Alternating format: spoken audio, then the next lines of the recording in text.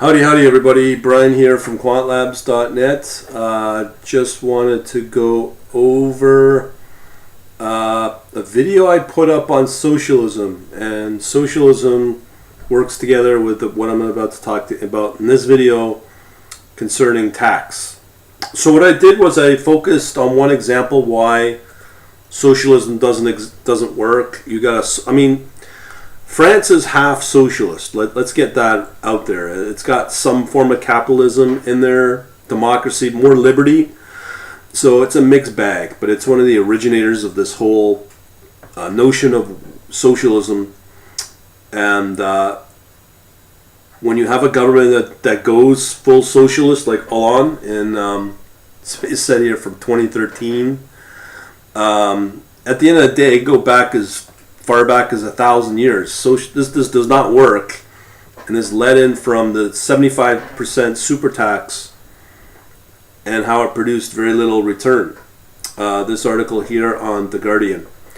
So what I did was I wanted to go out and get the there's something called law of economics. You cannot defy law of economics when it comes to investing, foreign investing, and whatnot. So over here at this tradingeconomics.com, which is an excellent site, if you want to know, it doesn't matter where you lie politically or socially, this is an excellent website to research on what to look for on the wealth of countries. So this one is about focusing on tax.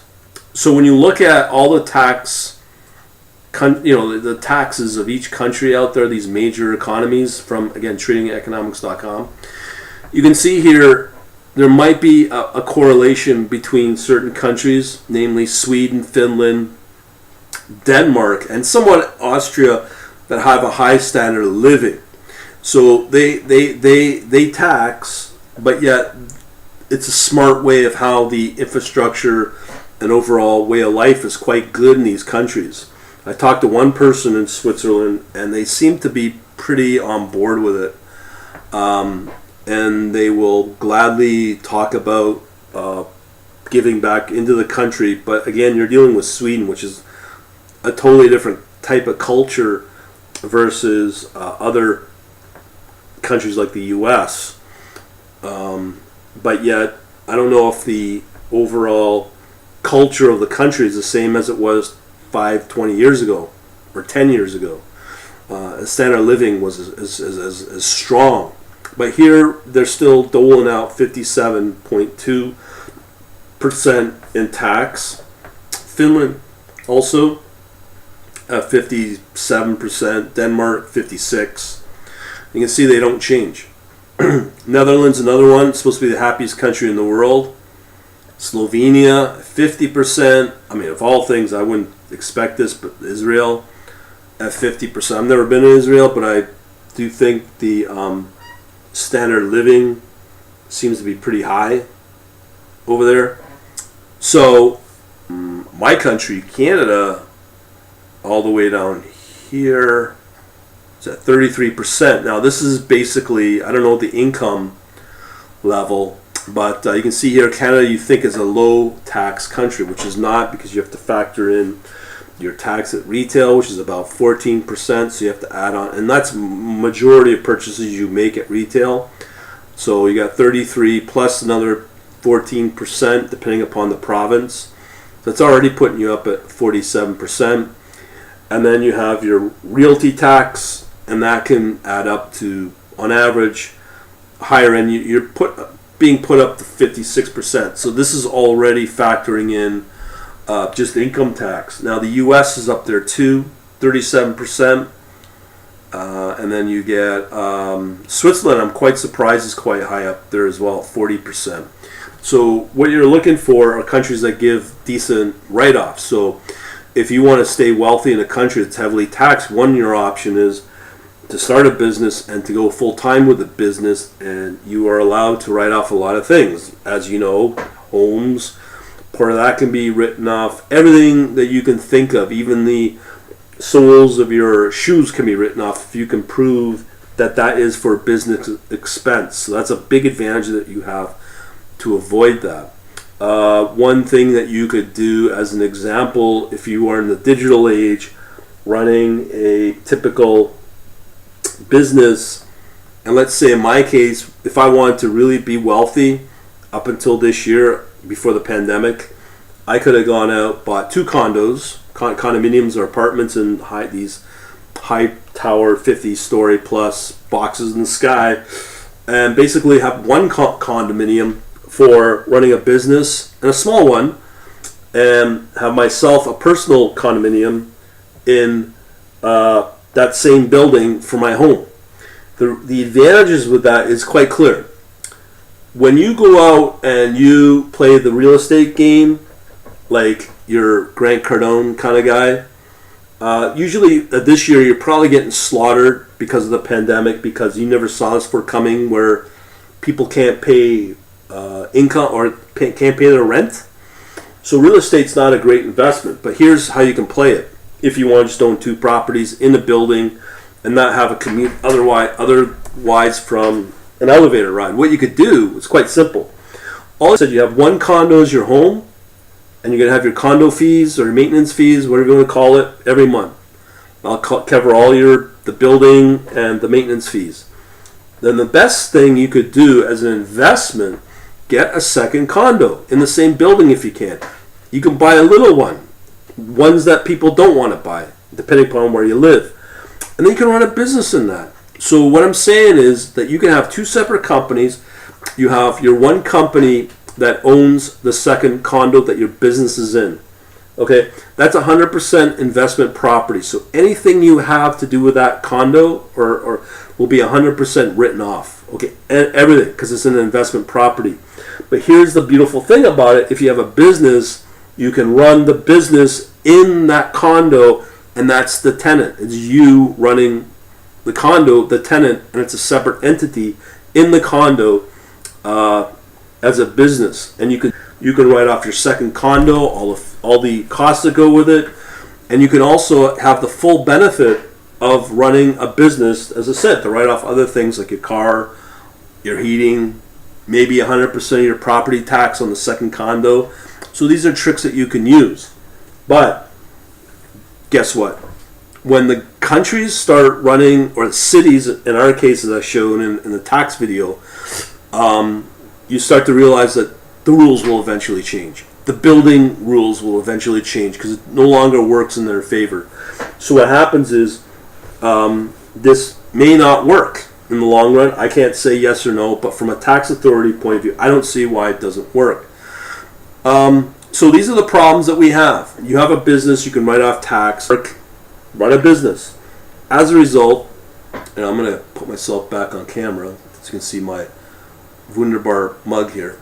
So if you have a second business, that run a business, it could be a franchise, like a whatever it is, like a flower store or whatever. The problem is when you get lots of people doing this, guess what? The tax authority gets more strict. They become less tolerant on what can be written off. They become more, pretty well can audit you full on. So these are other problems that you'll be contended with once you hit. Is the only way to avoid this, to be honest, is to basically find lower tax, because they're making. I've already covered this in my crypto videos. You have no escape. They're going to get you. The only way to avoid tax is to get yourself out of a situation of having to be responsible for tax in where you live.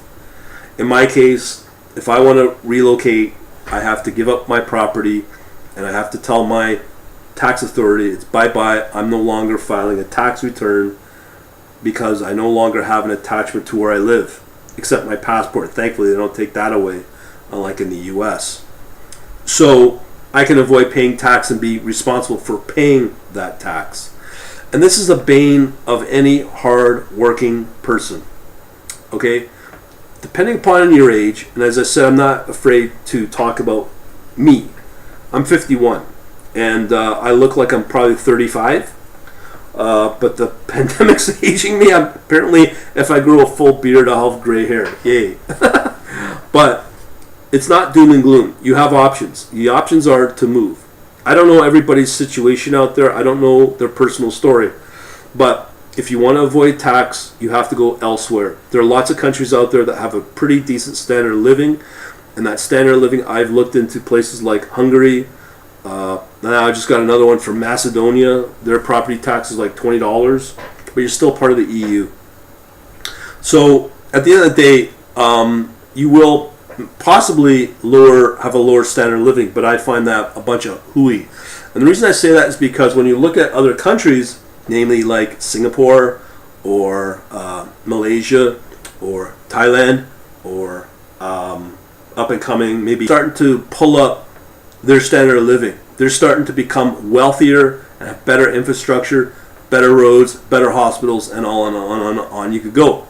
So there is that to consider. But a lot of people are afraid to go check it out. Now, I've been to Japan, I've been to Hong Kong, I've seen it. It's much better over there because they have a better, more respectful culture over there compared to what we have now where I live, let's say North America. So we got to get off our little pity party. Life won't be that much better. I think it will be. So at the end of the day, there are options. Now, if you want to avoid paying tax, you can be stuck like me putting up stupid videos on YouTube complaining about it. But there are options, and I think it's time that we as people look at options. And what you have to factor in is I could give you story after story after story of homes. Look at just Classic this year alone. They were dumping coronavirus patients into old fogey homes because they have nowhere else to put them. So what happens? A lot of people died. In my city, we had 30, 40 people, 60 people died in homes in my city just because of the stupid idea of putting them in there. I had 101 grandma that just died this year. So I've been exposed to this story quite well. The story goes like this. We have a socialist government. We're supposed to save, and we're supposed to have a decent retirement. Okay? So you can only save so much. And especially what I'm talking about here, if your government's paying, look at these countries, 50, 60%, 45%, all the big countries, 30%. You know how badly that will impact your life in terms of long-term retirement? Thing is, you can save all you want, but there will be a time as we live longer, majority of people will run out of money. My grandma ran out of money at the age of 97. She was in a subsidized home, not a home, but an apartment block that she had paying out $600 for probably 20 years of her life. So she was able to save. So my old man who did investing was able to get her a pretty nice portfolio that she could live off of. But her health caught up to her at the age of 97, I believe, and she lived pretty well drug-free. A pretty strong, healthy person. She was Scottish and had the typical hardcore, really strong genes. Like, I would even say perfect genes as a Scot. Somewhat of a tough set of genes that kept her going drug-free. And I'm not kidding you when I say drug-free till the age of 97. So she gets to an age where she can't do this anymore. So what happens? She is put into private care. A lot of people are scared of talking about this. Private care in Ontario is $6,000 a month. Okay, think about it. $6,000 a month. That's full, what they call acute care, where you have nursing, 24 hours, food, all that.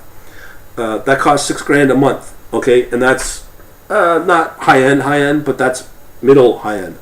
So when she went in, she was paying $72,000 a month. Okay, and when I went through her final, that's just the start. It's $6,000 plus.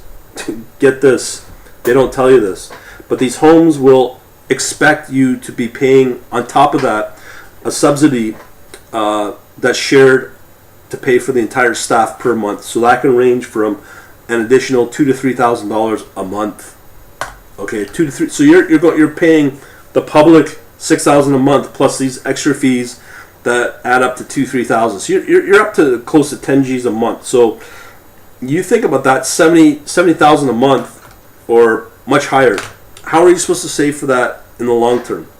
And you think when you're paying 40-50% in tax, that's going to enable you to live beyond that? Chances are probably not. So this is the problem with tax. And what people are doing now is because healthcare for these old people is so exorbitantly expensive, a lot of them are being taken to Thailand where it's much, much cheaper and they have better health, better long-term care. I'm watching a video on, especially this is a trend in Europe. So tax, when the government's supposed to take care of you when you get old, and as I said, she eventually ran out of money. Where'd she go? Into a government subsidized facility. And it's a nightmare show in there. People screaming, people neglected. It's like a living hell. Okay, I couldn't imagine what it's like in there with the coronavirus, and a lot of people are scared about that. That's your government subsidized, socialized medical system taking care of old people. It's atrocious, and this is what made me wake up to what the problem is. And when you save and doing the right thing, and all those years you're paying out tax, you get killed. And the government enables that. And when you get old, they don't care about you. Really, they don't. They really don't. They'll give you bare bone minimum health. And I think really people in that healthcare field, or the administrator, the bean counters, the accountants, or whatever, they can't afford it. Therefore, if you die, you die. And if you have a terminal disease, goodbye. That's the attitude, it seems to me. So this is government. And that tax and all those savings you put up there gets you nowhere. So these are things you got to really be on the lookout for. And I think tax is eventually going to kill you one way or another when you get older or during your working years. So we got to find ways to reduce tax. And the only way to do that is to go to the low tax authorities. I've got mine. As I said before in past videos, I'm born British. I have many options compared to anyone else born in Britain. No other country in the world offers you these options where you can go to. I can probably name off 5 countries that will take Brits, low tax, and want you there to live there in tropical Caribbean with the Cayman, or territories that are hanging off of the UK that are low crime, highly respectful cultures, and low tax. So that's what I'm doing. I don't know what your story is, but people are starting. So if you want to keep watching, that's cool. I can give you some alternatives. Let me show you. So as I said, if you need to get more income coming in, I've got this. You can learn about trading, automated trading, which will really help you be able to control and stabilize your future, actually give you ownership on the destiny of your future. And then we also have this page here at quantlabs.net/questions if you want to talk about it. Again, quantlabs.net questions, or quantlabs.net/questions, and just email them to me on your goals, your challenges and stuff, and we'll try to set you up. Other than that, thanks for watching. Have a good day, and hopefully you can learn something from this, and I can help out wherever I can. Talk to you later. Have a good day.